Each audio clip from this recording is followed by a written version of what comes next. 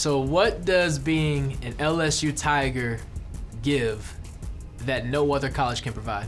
We're definitely different. We're like a fraternity, man. Once you go to LSU and play ball, and like once you get to the league, just the love that we have for each other is next to none. And when we play each other, it's just always love. We trade jerseys, and like in the off season, a lot of guys go back to LSU and work out, and we always together. So and around the league, we just show love to each other. So it's not many colleges like us. And then once we go back to LSU, I mean, those guys take good care of us. Like during the season, they send us gear, and it just seems like we're still playing there because those guys take extremely good care of us. And whenever we need anything, those guys are sending things and whatever we need. So if you play there, it's just a different brotherhood, and we keep that brotherhood when we go and be on different teams and get drafted too. So during the recruitment process, when did you know that LSU was your future? I committed early. I committed my junior year right of high away. school. So you didn't even let it breathe, man. I did. You went straight I did. for it. So they offered me a scholarship, and a month later I committed, and I was recruited to play receiver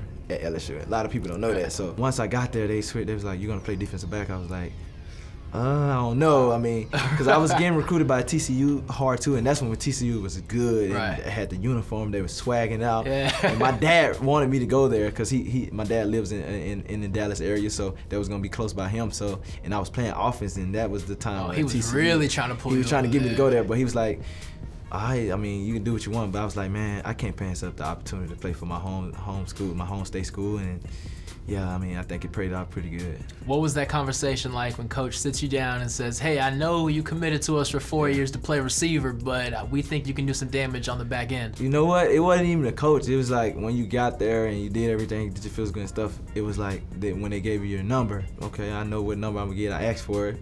Got there, I was number 16, which is pretty ugly number. On a I wasn't gonna say. I know, but it's cool. I done heard all the jokes. Yeah. I look like a holder. I look like a third screen quarterback with the number on. I done heard it all. So, but I kind of try to swag it out a little bit, do the best I could. But man, 16 was really a nasty number to have.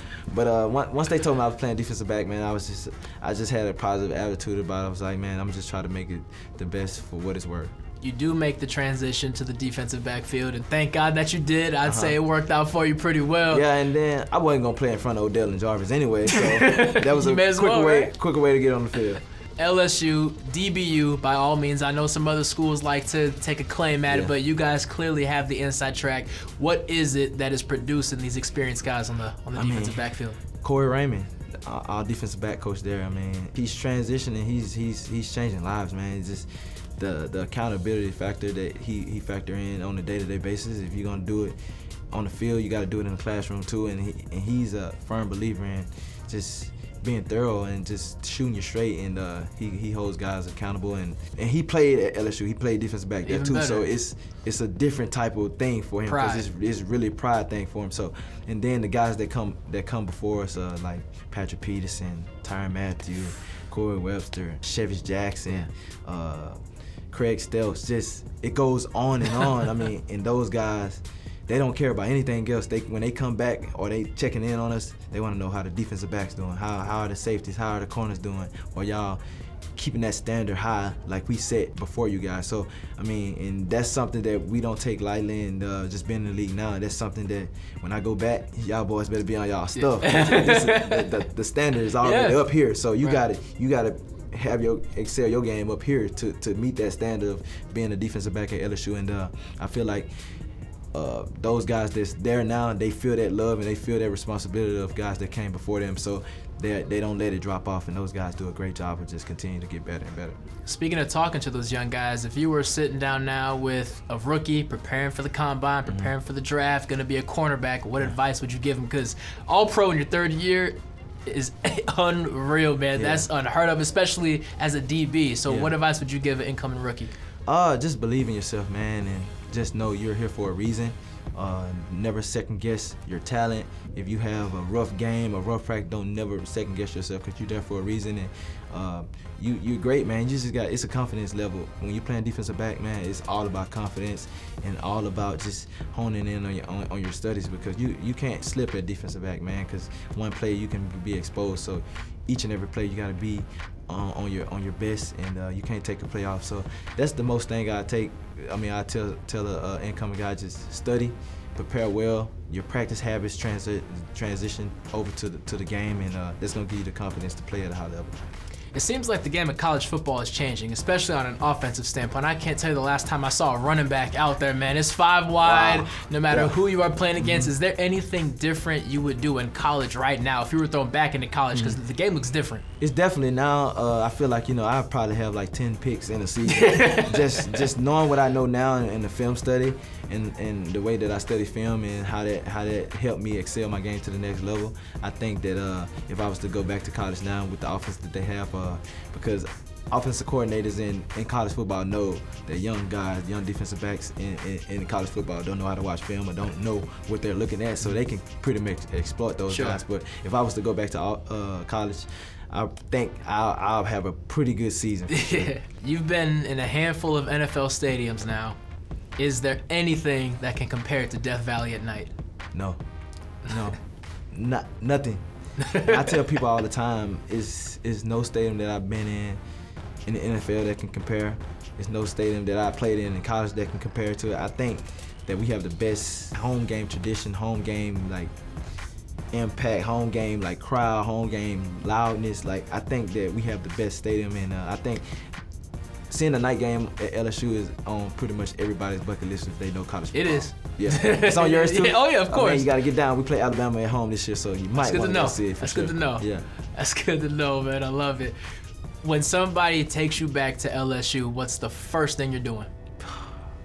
I'm probably going to the CAF, the 5. We call it the 5 student athletes. We have our own cafeteria, and man, that's a place where it's a sacred place where we can just go and just be ourselves. And the people that we have there, man, they're so amazing. The lunch ladies, they take great care of us. If I was to go back on campus now, it's all love. I can go in and eat and do everything that I used to do. So anytime I go back, man, that's the first place I would like to go, because we have some excellent meals there. You can get anything, from crawfish to crawfish etouffee to jambalaya to on campus. On campus, we get the best food. We get the best food, and it's cooked the right way too. So it's pretty good. As a defensive back, like you said, so much of it is reactionary. You're watching film. You're doing all this. So when you're going to the combine, when you're meeting with these coaches, what did you do to prove that you were able to take that next step? Because so much of it is based off of what a receiver does. The fact that I came back, that was something that I was selling myself on, just coming back and being able to hone in on my film study and hone in on just becoming a better, complete player, because I know athletically that coming out early, I could play it, but mentally I wanted to be prepared when I get to the next level, just on the field and off the field. And it's hard to humble yourself and say, hey, I think I'm ready, but if I wait one more year, I can really be ready. That's a big step. Yeah, and I mean, it was something that if I could do it all over again, I'd do it again. I mean, because I had the best time of my life when I was able to go back to school my senior year and not put no pressure on myself to make this play, make that play, because I'm trying to get worried about my draft stock. I didn't have no choice. I had to leave. I had no more eligibility left. So, I mean, I was able to sell the teams on that, man. It's like, man, if you get me, I'm gonna be the complete player, man, because I can do it mentally, and then physically I still got it too. So I'm gonna be a smart player out there. This upcoming class for defensive backs is loaded with talent. I don't know how much college ball you watched this past season, but anybody stand out to you? Oh, definitely the guy from Ohio State, Jeff Okudah. Baller. He's a baller, man. He has it. Like, he can play off coverage. He can press. He's extremely athletic too. So he stands out. Christian Fulton, my fellow LSU guy, he stands out too. The guy from Diggs from Alabama, he's really good. C.J. Henderson from Florida is really good. They had this corner from Stanford that I thought was gonna come out. He's really good, but he went back for his senior season. He's gonna be reaping havoc. Right, that's gonna get ugly. He was pretty good, and I thought he was a first-round talent too. So I mean, they got a lot of young guys that's coming to the league that now I gotta be on the lookout for, because they're gonna be coming in trying to take everything. So I gotta stay on my best game too. So that's what it's all about. When you see the young guys coming up, and then like guys like I just named Christian Fulton, Grant Delpit, he won the Thorpe for us this year. So I mean, guys like that, man, they keep me motivated, because I know those young guys are coming in and they're gonna be hungry too. Now a lot of the guys you just named are some SEC guys. I know that you hate each other while you're playing, but clearly something about the SEC prepares defensive backs for the next level. I mean, when I was in the SEC, I played against Amari Cooper. I played against guys like that. I played against Mike Evans. So it's just like, it's basically NFL before you get there. It's just, you're not there yet because of your age or your eligibility. So I think that playing in the SEC and just, you playing against the best of the best, and it's going to get you ready for the next level so the learning curve won't be so big once you get to the NFL. When you look at a young DB, because you had a lot of success, this may be your first All-Pro year, but anybody who's been watching the NFL knew that this was bound to happen. Yeah. When you look at a young defensive back, what is that X factor that they have so that they can be successful right away? Just being a smart player and not getting beat on the same thing so many times. Because in the NFL, if you're getting beat on something, the next team is gonna try to get you until you get it corrected. And if you're a mixed guy, of you can play press and you can play off and you can bail, you're not a one-trick pony. You got a lot of tricks in your toolbox. I think you're destined for success in this league, because if you just do one thing, it's gonna catch up with you because guys are too good. So you got to kind of mix it up. So I think that this year, just going to my third year and just being able to play off coverage and being able to stay square and then being able to bail at a high level and just know my tempo in it, and then being able to press at a high level too, that was something that led to my success this year, just being able to mix it up. Alabama has Roll Tide, so if you're walking around Baton Rouge, what is somebody gonna say to where you know they know you and your career and they support LSU football? They just gonna be like, Trey White DBU. I mean, they know, like, once you hit a DBU on the end of it, you already know, like, they know what's up. They know they football. So it's that easy. Yeah, for sure. And then if you're opposite team, you're Tiger Bait. So if you're walking around with different team on, you're Tiger Bait, and they're just gonna come attack you and they just punt at you. So I think that the culture that we have in Baton Rouge is something that's next to none, and it's something that's really different, that when guys go down and visit, and I feel like that's how we get a lot of recruits, just the tailgate and just the atmosphere that we have around. It's the football down there is just the number one thing. It's really sweet. When you think back to your college days, what's the first memory that pops up? My first conditioning test with Coach Tommy. I thought you were gonna say a game versus Alabama or something. You're talking about conditioning test. First conditioning test, man. It just shows you that the standard that is already here once you get there. That's why the college football game at LSU is just so good, because the standard is already here. It's up to you, or if you're gonna get there mentally and physically to meet that, to be able to be the best version of yourself on Saturday. So it's like the first week when you get there, you sign, and the next week you have a workout manual that the coach gonna send to you. You got to be doing these things, and once you get down there, if you're not doing those things, they're gonna know, because everything is getting you ready for that conditioning test. If you get down and you failed, and a lot of guys in my recruiting class, they failed that first day, and it wasn't pretty. So you got to run that test until you pass it. So there's a lot of guys that went like 3 or 4 times in the test, and it's tough, man. So like we said, college football is changing a lot, and part of that is guys setting up old games, coaches going all over the place, meaning players are entering the transfer portal. Do you see it as selfish? Do you see it as guys doing what's best for them?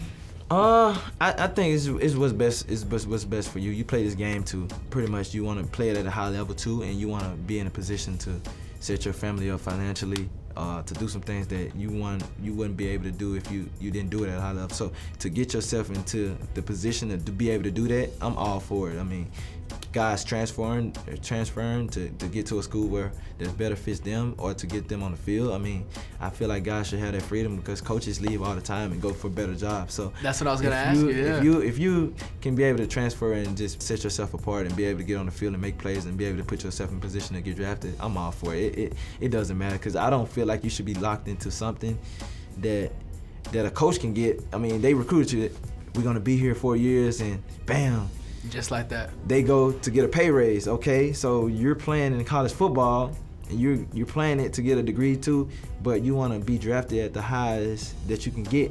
So that's the same thing that the coaches are doing. So I feel like, the players should have that freedom too. It seems kind of backwards. I'm 17, 18 years old, and I have to commit here for 4 years, but you just get to up and leave whenever you feel like it. It does seem weird that the players get the negative stigma. But also too, if I'm not all for like a player like the first year, if he's there and he's not playing, he just want to transfer because he didn't win out. Yeah, that's a little different. Yeah, if a guy's just been sitting at a school for 2 and 3 years and they're not going to get the field, and the coach is not giving them the opportunity to prove themselves, then go try to get a fresh start. Yeah, but if you're just a freshman and you're not playing just because you're used to being a guy and you pounding about you just want to leave, then that's a total different I'm thing. 4-star this, I'm 5-star that. Why am I not playing? Yeah, so yeah, that's a totally different thing. But if you've just been sitting somewhere for 2 and 3 years and you know you're not gonna get an opportunity, and the coach know he's not gonna give you an opportunity, that you're not in their future plans, then the coach should be able to like, just go ahead and just try to, you know what I mean? I want the best for you, so just go ahead and get a fresh start. So I'm all for that part of it.